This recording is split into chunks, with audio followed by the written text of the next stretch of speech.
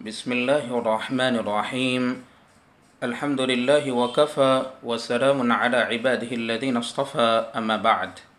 السلام علیکم ورحمۃ اللہ وبرکاتہ. آئیے قرآن پاک صحیح کرے پروگرام میں آپ کا استقبال ہے. آج ہم سورہ فاتحہ کا دوسرا ویڈیو شروع کرنے جا رہے ہیں، جس کے اندر ہم مشکل الفاظ کی مشق کریں گے اور دیکھیں گے کہ اس کو کیسے پڑھا جاتا ہے.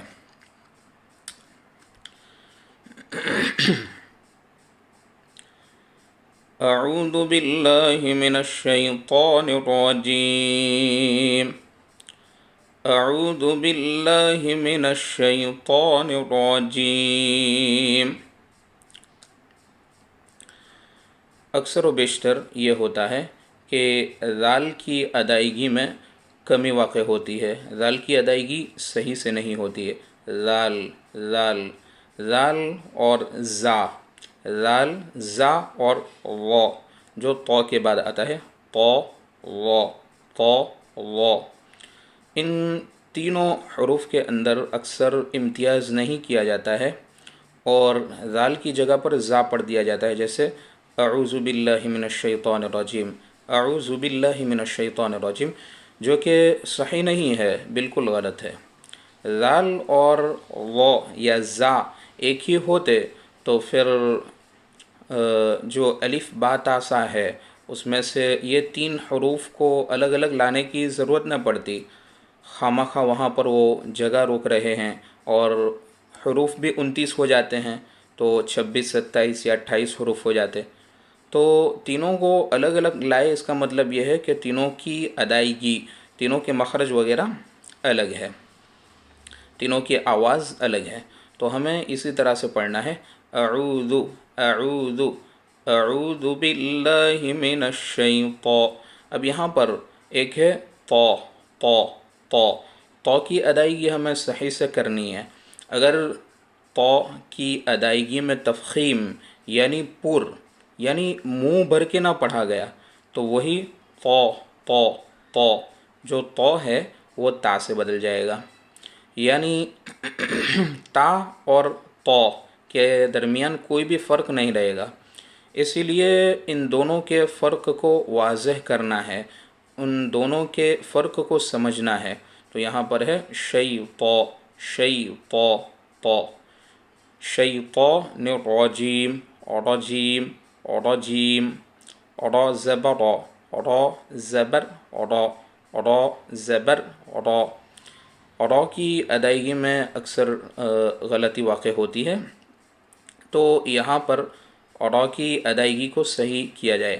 را زبر را، را زبر را زبر. تو صحیح ادا کیسے ہوگا؟ اعوذ باللہ من الشیطان الرجیم، رجیم. بسم اللہ الرحمن الرحیم، بسم اللہ الرحمن الرحیم. بسم اللہ الرحمن. یہاں پر یہ جو را ہے وہ بھی پر ہوگی. یہاں پر ایک قاعدہ ہے جس کو ہم ابھی نہیں سمجھیں گے، کیوں کہ وہ ابھی ہمارے لیول سے اوپر کا قاعدہ ہے. اس سے پہلے بہت سے قاعدے ہمیں سمجھنے پڑیں گے، اس کے بعد یہ قاعدہ ہمیں سمجھ میں آئے گا.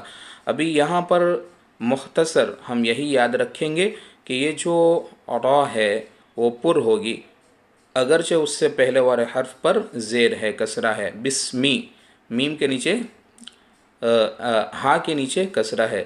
بسم اللہ الرحمن، ہاں کے نیچے زیر ہے، کسرہ ہے. اس کے باوجود بھی یہ را کو پر پڑھا جائے گا. اس کے پہلے والے حرف پر زیر ہے، اس کے بنا پر اس کو باریک نہیں پڑھا جائے گا. اس کا ایک مستقل قاعدہ ہے جس کو ہم بعد میں سمجھیں گے. بسم اللہ الرحمن، رحمن رحیم تو وہی ہے. آگے ہم چلتے ہیں. الحمد للہ رب العالمین، الحمد للہ رب العالمین. اکثر یہاں پر الحمد यहाँ पर ये जो الحمد जो लफ्ज़ है उसके अंदर सुकून की गलती की जाती है। सुकून यानी बअल्फाज़ दिक्र मैं कहूँ तो जज़म जिसको हम कहते हैं वो साफ़ नहीं होता है, तो वो सुकून जो होता है वो हरकत से बदल जाता है। हरकत यानी ज़बर ज़ेर पेश वहाँ पर आ जाता है। ज़बर ज़ेर पेश और सुकून दोनों बिल्कुल अलग चीज़ है, दोनों बिल्कुल अपोजिट है। अगर ज़बर ज़ेर पेश यानी हरकत आएगी वहाँ पर सुकून नहीं आएगा, अगर सुकून आएगा वहाँ पर हरकत नहीं आ सकती। तो यहाँ पर जो है अलहम्द, अलहम्द, अल लाम के ऊपर जज्म है, सुकून है, तो अगर उसको साफ़ नहीं किया जाएगा, उसके अंदर कमी वाक़ होगी, तो वो लाम ज़बर से बदल जाएगा अल्हम्दुलिल्लाह, अल्हम्दुलिल्लाह, जो कि अक्सर गलती होती है। अल्हम्दुलिल्लाहि रब्बिल, रब्बिल यहाँ पर भी अड़ा की अड़ा पूरी होगी। रब्बिल आलमीन, रब्बिल आलमीन, रब्बिल आलमीन, यहाँ पर भी वही सुकून वाला कायदा है, यहाँ पर भी सुकून पाया गया है। इसके बिना पर ये सुकून को साफ़ किया जाएगा, सुकून की मश्क की जाएगी ताकि वो हरकत से बदल न जाए। सही अदायगी क्या होगी?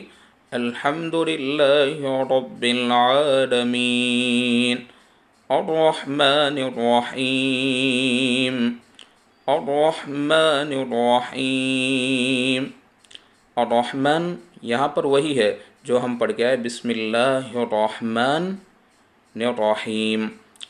तो हम यहाँ से आगे चलेंगे। हाँ, यहाँ पर एक समझने की बात है जो कि यहाँ पर भी समझ सकते हैं, आगे भी समझ सकते हैं कि खड़ा ज़बर की अदायगी में मुंह को इतना भी नहीं खोलना है कि उसकी अदायगी बिल्कुल ही गलत हो जाए। जैसे कि अर्रहमा, माँ, बिल्कुल मुंह खोल देंगे तो इस तरह की आवाज़ निकलेगी, इस तरह की आवाज़ बनेगी।